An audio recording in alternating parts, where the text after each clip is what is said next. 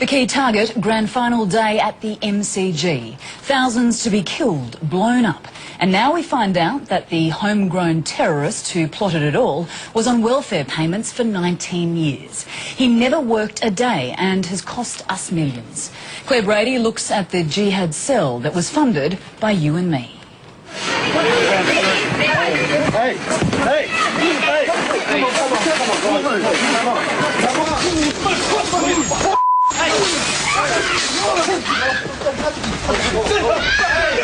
This is what they think of us, a law unto themselves outside Melbourne's courts. With charges laid, Australia was about to discover what Muslim cleric Abdul Benbrika had in store for us. Anyone who fights for the sake of Allah,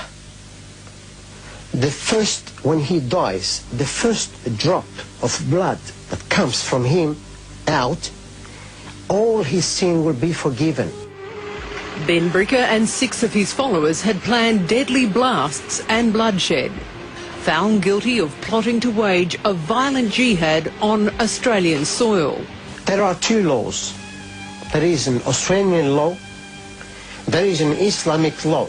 And if that wasn't bad enough, it's now been revealed that you were paying for him to plot his vicious attacks, every day making his deadly plans with your taxpayer funds.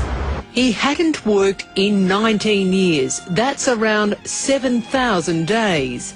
And with 7 children, his welfare payments netted him about $1 million of our money. The agencies that send out, the dole payments and give baby bonuses to people, a lot of these people that come to this country, they're taking money off the Australian taxpayers, and yet at the same time they're plotting against us. I mean, it just seems crazy that the departments don't talk to each other. I mean, does immigration ever talk to ASIO? Does ASIO ever talk to immigration?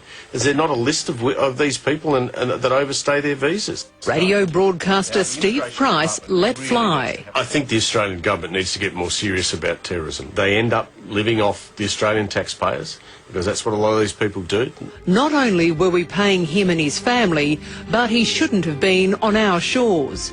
Benbrika was an illegal immigrant ordered out of Australia 3 times, in 1990, 94 and 95.